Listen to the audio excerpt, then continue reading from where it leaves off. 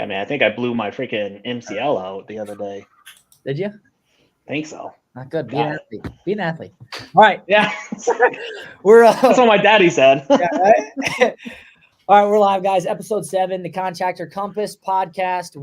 Today we're talking about building a brand in the industry. We're going to talk probably about more so the HVAC and insulation industry in this podcast today, but really for anything, and this will apply across the board. So creating a unique identity, building a brand in the space, how it's important, how it doesn't happen overnight. We're going to get into a whole bunch of stuff here. Yeah, absolutely. So I'll kind of kick it off. Usually I refer to when you guys kind of get the ball rolling. I'll kind of kick it off because obviously this kind of rolls into my space a little bit. Now we're really paid ads focused. So I want to make that known to like everybody that's watching, right? So we are really paid ads focused. It's not a lot of branding. We're not going to tell you how to wrap your trucks. We're not going to tell you how to sponsor the local baseball team, right? We're not going to tell you that. But I will tell you, companies that we work with that have an existing brand, unique identity in the market, perform better. Okay. Yeah. There's a lot of things that come into that. Yeah, they're going to be around longer. Yeah, they're going to have a better process. Yeah, they're going to have a better team. Yeah, there's things that you could say, oh, it has nothing to do with their brand. They've just been around a long time. That's true. But also it makes our job much easier as a marketing team on the media buying side when we're placing ads and building campaigns to go off and, it's a name that they recognize, right? It's something that they already connect with, a trustworthy company that's going to come out and treat them and their family right. There was a tagline that I saw recently that really caught my eye, and I wish I could remember exactly how it went, but it was something along the lines of, our family specializes in homes, or in helping families like yours in like your home or something like that. It was like, cause it was like, it was a very unique standpoint in terms of like everybody says they're family owned and blah, blah, blah, and all this. Right. But this was like our family is the best at this, helping your family do this. Right. It was, I don't remember exactly what it was, but man, it was super personalized. And I was like, that crushes. It done very well for them. I mean, they were a super big brand within a certain market, and they've been around for a long time. But you can see why not. Another thing on that same note, Tom is like going to be the captain of this chat because isn't the whole thing my wife's hot or your wife's hot? Yeah, dude. Yep. Yeah, come back a little bit. There it is. Your wife's That's hot. it. Yes. Your wife is hot. You better get your AC fixed. And yep. Polarizing. Air around the clock. My sister company catches a little grief from that, obviously. But the bottom line is when you drive down through South Florida on 95, there's billboards all over the place. Yeah. And it's definitely been a really strong tagline. And it's something that you want to be talked about, right? Yes. So it may be a little controversial. Your wife is hot. You better get your AC fixed. But at the same time, it's something that sticks, and it's an impression, and that's what you're doing in advertising. You're making that impression that the customer can stick with. We're exactly predominantly the working man's friend AC company down there, right? Yep. I mean, we do multi-zone houses and on the beach and what have you, but we're pretty much primarily the working man's friend, and that's certainly relatable. Correct. Oh yeah, it's so. To that, I mean, it's like the jingles, right? Everybody knows, some sort of song that they can probably recall of a commercial they heard on the radio in the mornings, right? So the branding aspect and billboards is a big one too, right? I mean, I know companies up here that they'll put their billboard upside down, and they do it on purpose just because they want people to be like, oh my goodness, look at that upside down, right? And it literally draws so much. People think it was a mistake, but it puts so much attention to something that could be average that's no longer average. And that's just a simple little tip and a trick. But correct. When you're branding is such a tough metric. And I'm going to ask you guys, because I go round and round with this with marketers all the time and people trying to sell us billboards. And I say, okay, how can I measure its success? Yeah. And because with paid ads, you can measure it very easily, right? You got every metrics out there that you can. So how do I know it's successful? How do I know the audience I'm targeting, right? I can get maybe in the demographic of the county of the billboard, or the radio. Now, if you're running radio ads, that's a little bit different branding with jingles and things like that. But I mean, let me ask you, Colin, as far as I got some input. Branding on billboards. Let's say billboards, right? A lot of people ask me about billboards. I don't want to say I'm opposed to billboards, so I do want to preface this. I think branding is the number one thing, and I'll tell this one story. or I'll point you to one company out there, which is a conglomerate of a company. They're massive, right? And it's going to be Gettle, right? So if you ever heard of Gettle, which they open up like 40 locations a year, Ken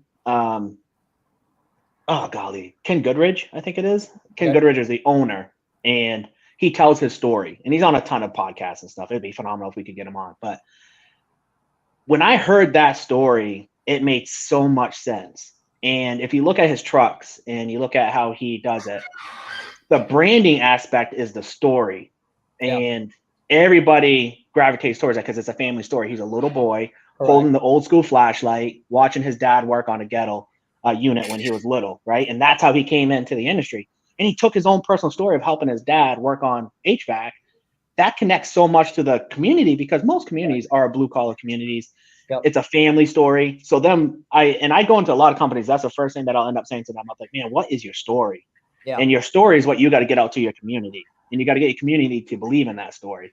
And then he went ahead and, and did the whole thing with the artwork and stuff. But I would say as far as branding is super important. A lot of people miss this aspect when they're first getting into it because they're trying to dump a ton of their money into just the quick, right? And you need to, because that's what pays the bills. But you got to have a healthy portion in the beginning to really start advocating your brand and getting it out there.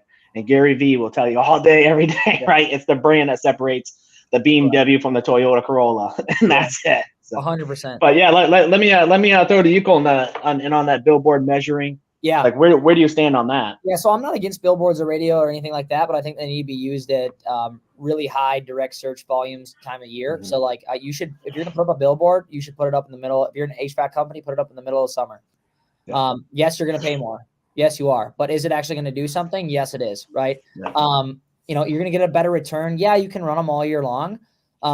Sure, right. And you can, and what I recommend in terms of tracking is on billboards only have specific offers, like just to that billboard, or have a number on that billboard that directly relates to just that billboard, right? So you can try and track it with the outcome. So either the offer or like the connecting number, the tracking number, so you know exactly where, like, oh yeah, this came from the billboard, this is the billboard number, right? Exactly. And then obviously have CSRs confirm if you really want to go the extra mile, have them confirm, hey, did you see us? Did you see a billboard, or how'd you get a hold of us? Right. So because sometimes people will, they'll their friend might've saw the billboard. Maybe they have the number or whatever. Right. It's rare. Exactly. Yeah. Absolutely. Just make sure. And then same thing on radio, right? So numbers specifically with radio, especially if it's in like a jingle or whatever, you're listing off the number, it's all audio. Have a specific number. I'm not against them at all. And I think it's necessary. It's absolutely necessary with these types of companies and this type of business. But if I'm being conservative and I don't have this monstrous ad spend budget or just marketing budget, I'm running them at the best time of years where they're actually going to give me, some benefit instead of just letting my ego have a billboard up all year long. Right? So as a small business, so I'm gonna act like a small business, right? We're gonna do some role playing. I get challenged with this all the time on this organic thing, right? How do I build my brand? And when you look at them and you say, man, it's gonna take time, they don't want to hear that. So like everybody tells me it's the best marketing I need, but now you tell me I need 5 years in the game. Nowadays you don't so much because of technology, but as a small business, I say, okay, listen, man, I only have so much money I have to allocate to my marketing budget, right? Where should I start on my branding? Like where would be the best spot for me to start on branding? Step one, let's go way basic here. We need to look at what your brand actually is. So my perfect example, my point in saying this, step one, if you're going to look at branding, I want you to wrap your trucks. And I want it to be really good. Now, that's number one, because it's going to move. It's going to get the most eyeballs on it, right? It's where customers are going to see when you pull up to the home. It's what Sally sees when you go visit John across the street. Exactly. Right? Trucks 100%. But you need to go back before that. You need to look at what is your actual brand. What is it? I just got off the phone with a customer, a potential customer I was talking to. His company name is like IMI Home or something. And he's like, we got it. It was a 2-hour conversation. I was just telling the guys about this before we went live. And he asked me, he's like, I was thinking about changing my company name. Yes, change your company name. I don't know what the hell that means. What's the message, right? Yeah, I knew you were in insulation because you told me before you got here to speak with me about marketing, right? But I would not know. I had to ask you what you did, what type of installation, because I don't know. Now, what I see that works really well, and you guys may feel differently about this, like Tom mentioned, they have a great tagline, right? At Air Around the Clock, right? What I see that really sticks out to me, that's what has worked really well. A lot of companies, they'll like base their brand off like a caricature. Yeah, that was a big thing, right? Who started that? That was Lickety Split did it. Yeah, it works so well. Yeah, there's a guy out there. He's the main guy, and he does all the artwork. You got to get a hold of him, and he'll do it for you. Yeah, it works so well, right? I mean, even I'll just give you an example here in town. So in Rochester, Minnesota, where I'm located, there's a ton of HVAC companies, right? And I know all of them, obviously, because it's what I like to, what I like to do. And there's a new company that just moved into town, and I immediately noticed them, and it's because of their trucks, and it's called like Hero Heating and Plumbing. Yeah, there you go. Right, and they're big, they're very big, but they just started serving the Rochester area, and they look so. I want to call them, and I don't need to. I would call them over the other people, right? Just because, like, I see that, or I see, I'm not gonna put anybody on blast, or I see John's Heating and Cooling in his white truck with his John's Heating. It's like, that's the brand I like. You know what I mean? That's it. I can build some sweet campaigns off of Hero, Heating and Plumbing. Yeah, right? That's it. Better look. It's cleaner. It's.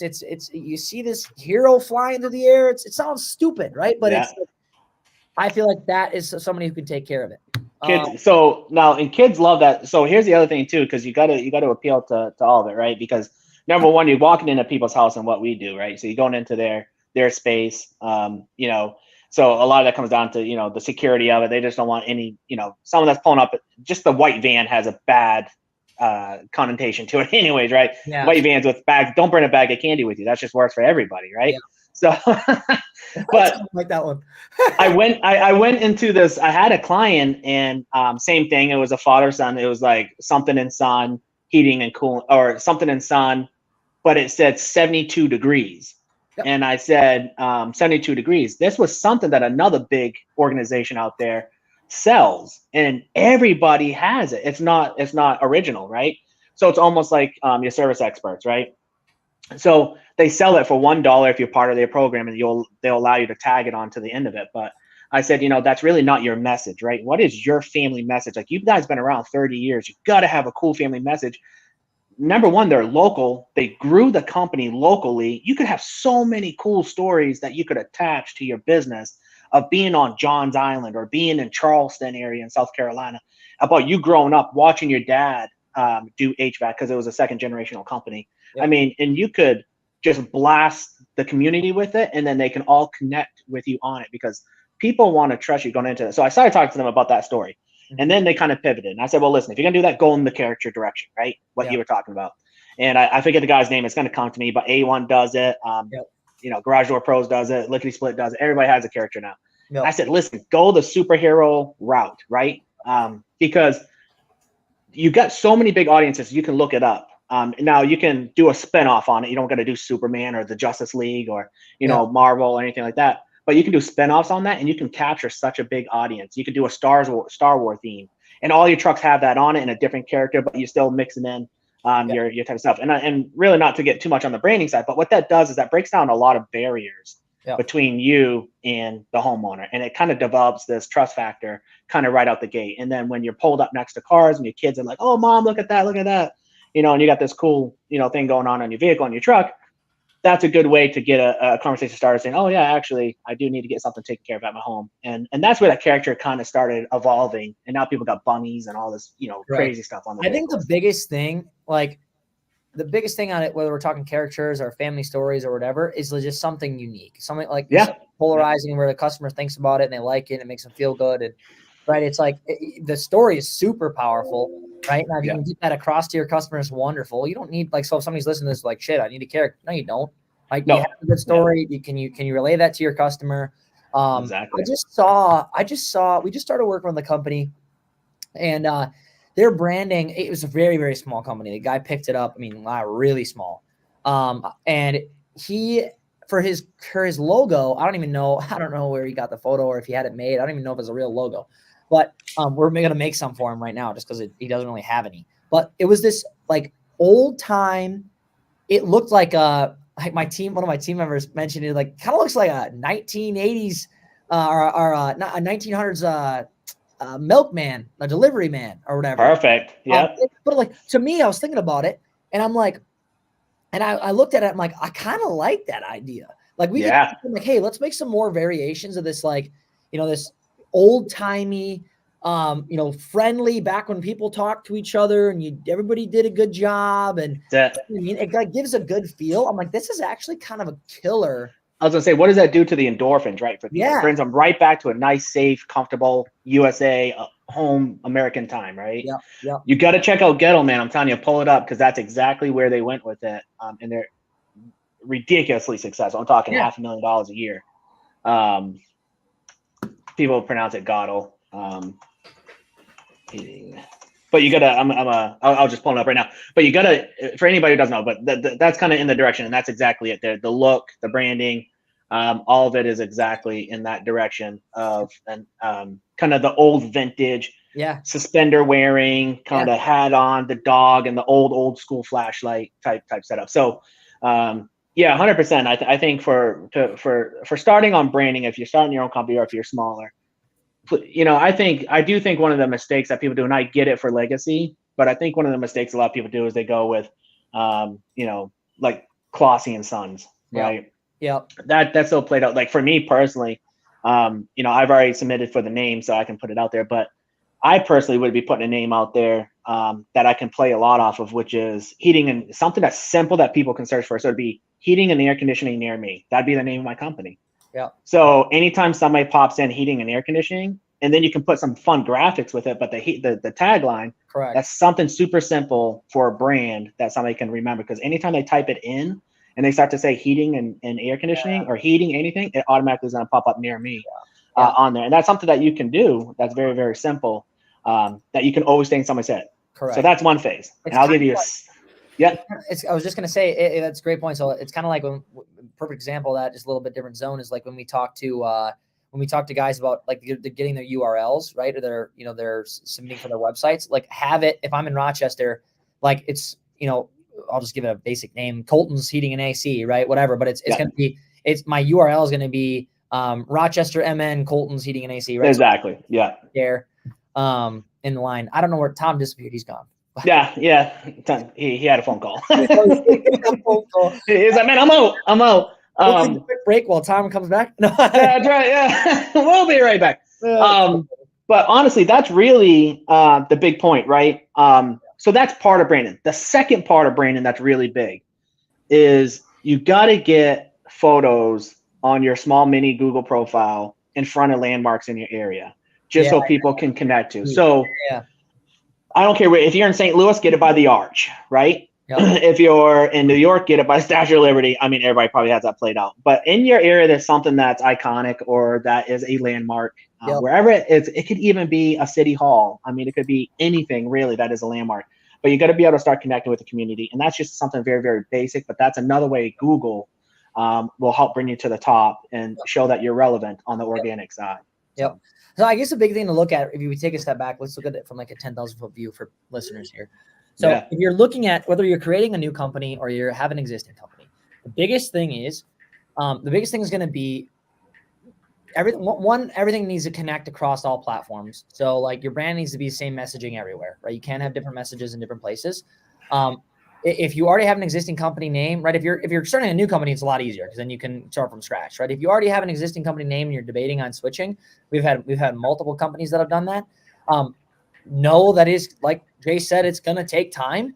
It's do it in a manner where you're not upsetting the whole, your current customers don't know what's going on, and you just make sure you do the right processes. You let everybody know, hey, we're adjusting from this name to this name.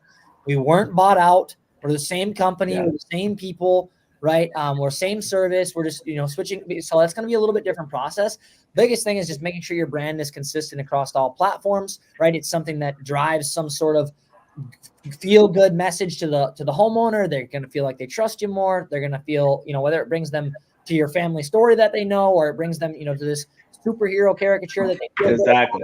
or whatever, right? You're invoking that emotion because that's what branding is, right? It's all in human psychology, right? It's the reason that people pay, $7,000 for a fancy purse and they can get the same one at Target, right? Yep, How it makes you feel. Yeah, it's how they feel, how they're perceived. Yep. Tony Robbins talks about the 7 needs of the human of a human, and one of them is feeling significant, right? Now some people will have a reverse idea of feeling significant, and most people will have the idea of significant, which is the ego drive, right? I got to have the BMW because that makes me feel important. The $1 million car to feel important, or the reverse side of that is I don't need to have anything because I don't need to feel important. Well, that's a reverse ego of feeling significant. So every human being has that need, but at the end of the day, that emotion is what drives the perceived nature of it. And to that point, I would say as well, if I was to start tomorrow, I already got my name picked out, right? Well, so let's say if I start tomorrow, here's how I set up my game plan, right? So my game plan, this is for companies that are just kind of starting out. Number one, definitely make sure, like Colton was saying, get the branding going. You got to get the story, right? Get some sort of story. Sit down and really put some thought into what you want your message to be to your community. You're talking to your community. Yep. That's where your organic branding is going to build. Number two, if you only have a certain amount of money, yes, definitely you have to look the part, right? So don't pull up in your beat up pickup truck. Try to get some type of wrap. Don't go on to Printify or whatever that is, and start printing. Get the magnet that goes on the side of your truck, right? That for like the same people that Avon does or some makeup companies do. So don't do that. Get the vehicle, make it look good. You don't got to spend $50,000 on a brand new truck. You can go pick up an $8,000 box truck and just get it wrapped. So that's the second thing. Here's the third thing. I would not spread myself too thin, right? Don't try to do 100 things at once. Yep. So what I would do is I would go and find a community that I want to work in, couple subdivisions. I'd get a bunch of lawn signs, a bunch of door hangers if I can solicit in there. Yeah, absolutely. Yeah. And I would go knock on doors, and I would pay people $50 if they allowed me to put my sign in their yard. Yep. And I would go down and I would saturate a small portion. You want to be a big fish in a small pond, and they have no clue who you are. You might even get a couple jobs out of that just by talking and knocking on somebody's door. Nobody does this game anymore. Yeah. And then what you do is you take your truck that is now wrapped, that has a good name, that has a good story behind it, and you drive that neighborhood over and over and over again. Because what's going to happen is people are going to see that truck constantly, and they're going to perceive that you are doing more than you are currently doing at that point. So now you're building your reputation up that you're busy, you're on the streets, and there might be 100 of your trucks out there, right? Because they don't know if you're the same truck unless you put the number 17 on the back, right? Don't do that. But get it to be a basic one, and then run that same route. I've taken 3 trucks with companies, and I've said, hey man, at this time of day that I know it's lunchtime, I want you guys circling this whole block. And that's what they would do. And they would just stay there. And we'd pay them for 3 hours to just drive. Yep. And that would help build the brand. And no joke, depending on the software you can use, you can start to identify in your zip codes how quick you start to grow in the jobs you do. And then when you see you're saturating one area, jump to another one and start to spread. Yeah, and that's how you do it. Are a great first move. Yep. Yeah. So that's what I'd say. You'll never find me giving grief to a customer who comes on and asks me what they do for marketing. And they tell me that they're paying money for a truck wrap. Hell yeah, dude. Absolutely. Yeah, exactly. Absolutely. One-time fee for countless amount of ROI. It's 100%. On that note, so it's interesting. So would you recommend I'm thinking about what if a company is starting their brand new business, let's say in Dallas, right? If anybody knows anything about Dallas, it's a cutthroat market, right? There's 5 feet, right? I wouldn't even say necessarily cutthroat. Like there's more, or if I'm talking like Florida or Orlando or something like that, there's more of you're gonna get undercut and things of that nature. That's not what I'm talking about. I mean, just mean that there's a lot of competition. 100%. Very saturated. 6 different companies. Yeah. So it's like, how do you enter a market like that successfully without being snuffed out? And I think at the end of the day, if you're in a market like that, because the thing about those markets is like, we'll have guys come to us and they're like, hey, I'm newer, I'm a year in or whatever, I'm starting here. And my first reaction is when they say where they're at, I'm like, man, like tough. Like I know for a fact there's millions of dollars spent a month right where you're at.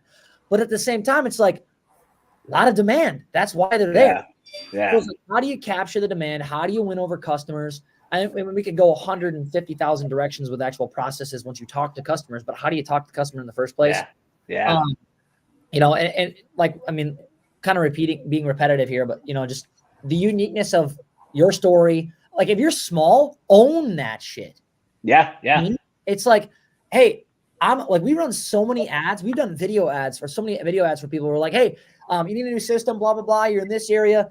By the way, when you book an estimate with us, John's going to come out, our owner, and he's the one that's going to walk through and he's going to tell you, he's going to give you the best solution. We're not there to upsell you. There you go. The owner of the business, he's personally going to come out and take care of you like we're family. Yeah. Right? And that's it. Like just however you can be unique, right? It is the fact that you're massive.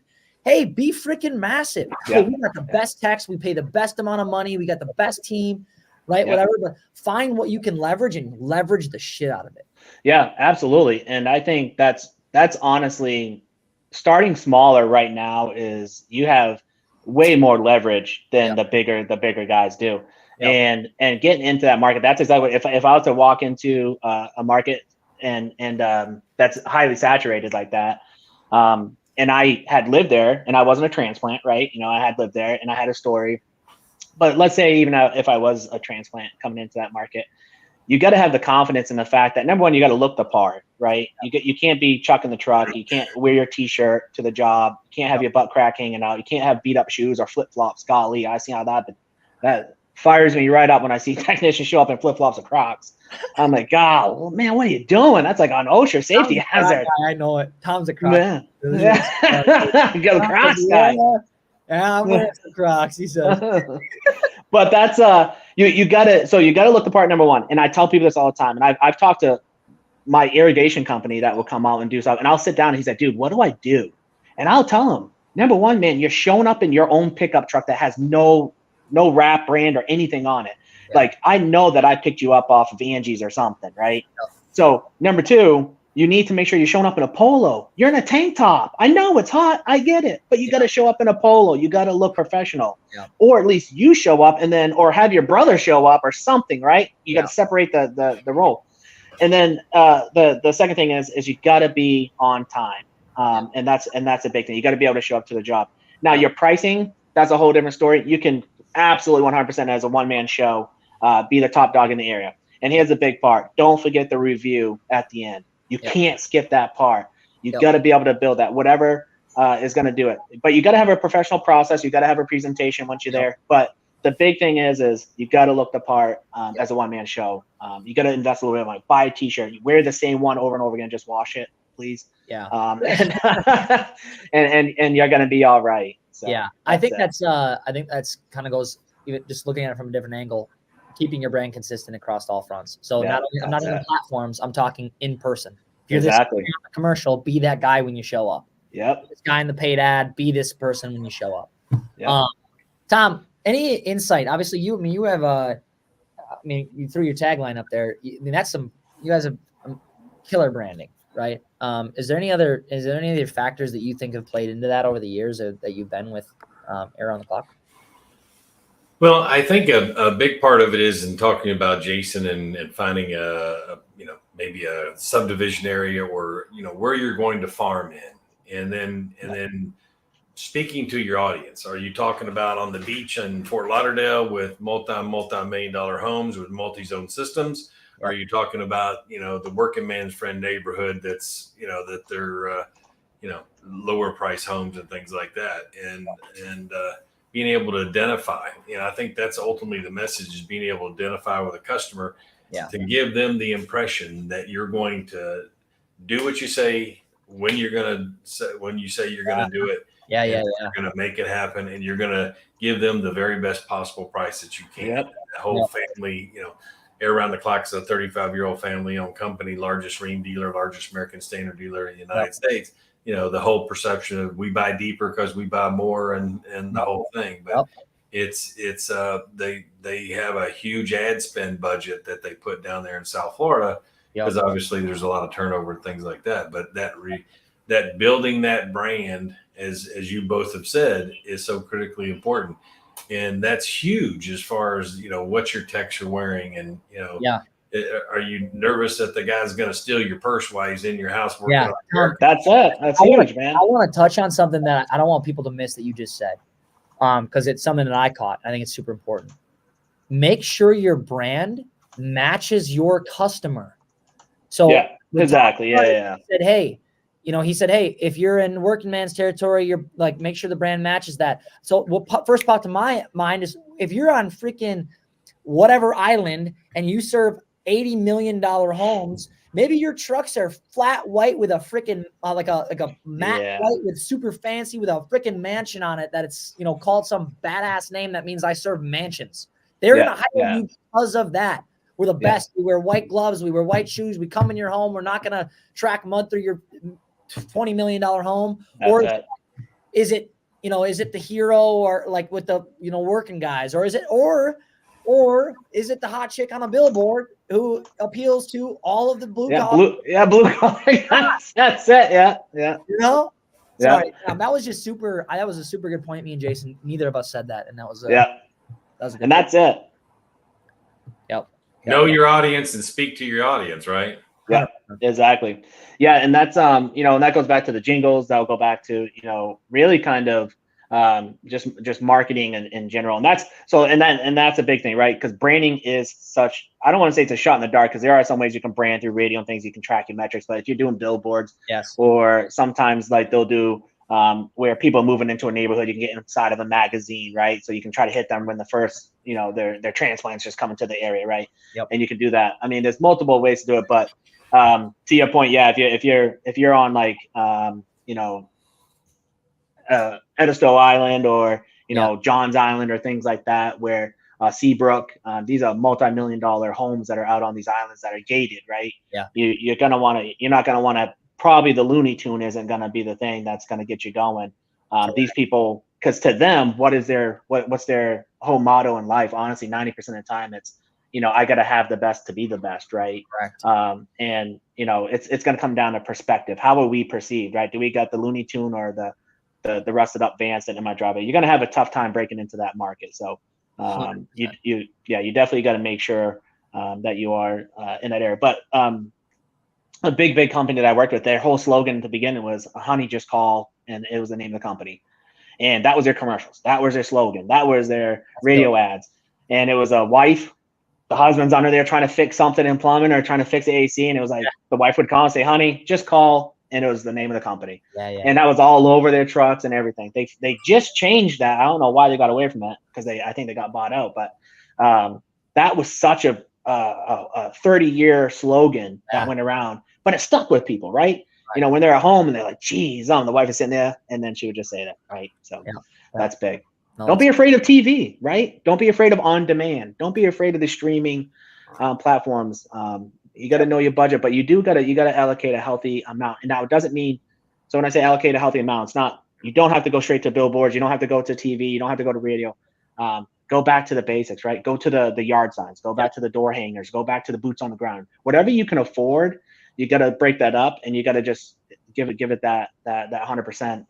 Correct. And it's going to be daily. It's not going to happen overnight. That's for sure. Like you said, don't spread yourself too thin. Figure out what you do. Do it and do it right. Yeah. My brother-in-law, man, he started an HVAC company in a state, and this dude was running 2 hours to jobs. And I'm like, why are you doing it? Like, dude, you're going to have to service that install. Yeah. And it took him about a good 4 years to really understand what he was doing. And he had to let a lot of these customers go, because now he got busy where he's at and he can't service these people no more. Correct. And you're just so far out. It's just crazy. But it took him so long to get up and going. He was just taking whatever he could get, right?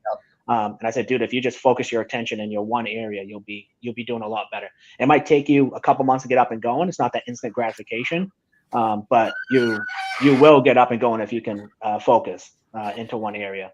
So agree. Sick, guys.